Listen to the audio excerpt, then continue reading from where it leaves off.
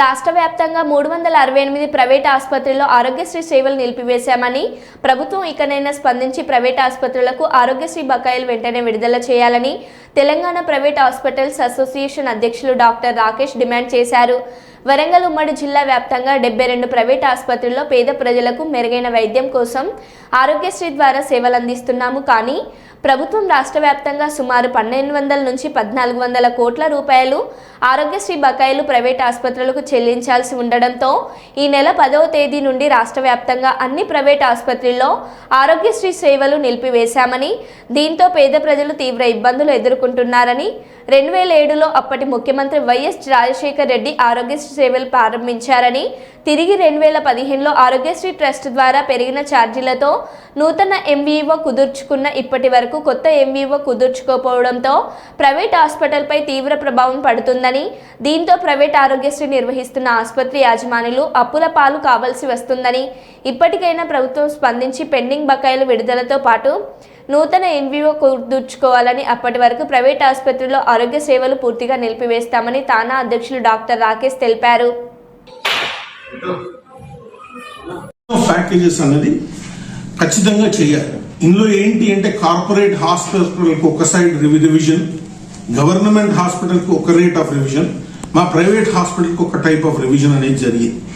So దాన్ని పూర్తి చేసి మా హాస్పిటల్స్ కూడా న్యాయం చేయమని కోరుతున్నాను.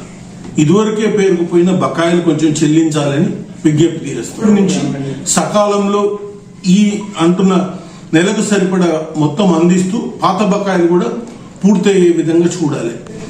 కొంచెం మా చిన్న హాస్పిటల్ ఏవైతే మారుమూల ప్రాంతాల్లో రియల్గా పేదవాడికి వైద్యం అందిస్తున్నాయో వారిని కొంచెం మంచిగా చూస్తూ వారికి ప్రిఫరెన్స్ ఇస్తూ మొత్తం మనీ అనేది ఇవ్వాలనేది కోరుతున్నాం. దగ్గర 360 నుంచి 368 ప్రైవేట్ హాస్పిటల్స్ ఈ ఆరోగ్యశ్రీలో ఎంపానల్ అయి ఉన్నాయి సార్. ఇందులో దగ్గర ఈచ్ మంత్ కు దగ్గర 100 to 120 crores అవుతాయి. సో యావరేజ్ గా పర్ ఇయర్ ఇఫ్ వేసుకుంటే 12 నెలలకు వేసుకున్నా కూడా 1200 నుంచి 1400 రూపాయలు 14,000 కోట్లు మనకు దీనికి అవసరం పడుతుంది. ఇందులో 75% బీపీఎల్ పేషెంట్స్ కు, అంటే ఎంపానల్ అయిన పేషెంట్స్ కు, ఈహెచ్ఎస్ పేషెంట్స్ కు, that is employees, retired employees and beneficiaries కు, అలాగే జర్నలిస్ట్ హెల్త్ స్కీమ్ కు సంబంధించిన వాళ్లకు ఇందులో వైద్యం అందుతుంది. ఈహెచ్ఎస్ జేఎస్ ముఖ్యంగా ఎక్కువగా హైదరాబాద్ అండ్ సిటీలో జరుగుతుంది. అలాగే పేదవాడికి వైద్యం అనేది మన డిస్ట్రిక్ట్ ప్లేసెస్ లో జరుగుతుంది.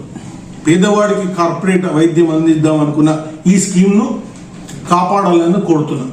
దీనివల్ల జరిగే ఇబ్బందులు ప్రజలకు మేము చేసే విజ్ఞప్తి ఏంటంటే ఓపెన్ గా మేమందరం సారీ చెప్తున్నాం వాళ్ళందరికీ. ద రీజన్ ఈస్ ఇవాళ మా ఉనికి అనేది లేకుండా పోయే ప్రమాదం ఉన్నందువల్ల ఈ చర్య తీసుకోవాల్సిన గత్యంతరం ఏర్పడింది. దీనికి సంబంధించి గత 4 రోజులుగా we have given our memorandum or this thing application to all the people concerned with this scheme and hope they will resolve this particular withholding of services in an amicable fashion. 10వ తారీఖు మేము strike call ఇచ్చినప్పుడు 9వ తారీఖు గౌరవ Aarogyasri CEO గారు మమ్మల్ని పిలిచారు, సంప్రదింపులు అనేది చేశారు.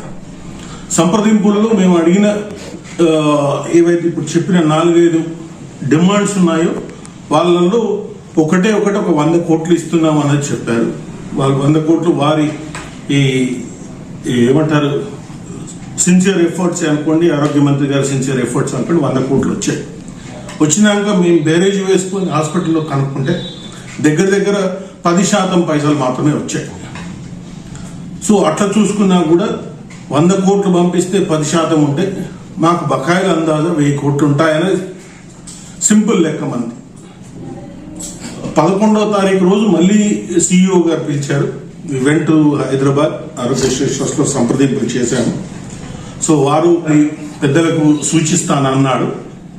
దానికి ఇక వెయిట్ చేస్తున్నాం సార్. నేను చేసే విజ్ఞప్తి ఒకటే, చిన్న హాస్పిటల్, మిడ్ సెగ్మెంట్ హాస్పిటల్స్ మారుమూల ప్రాంతాల్లో పని చేయాలన్నా, పేదవాడికి తక్కువ మొత్తంలో వైద్యం అందాలన్నా ఈ హాస్పిటల్స్ ను కాపాడాల్సిన అవసరం ఉంది.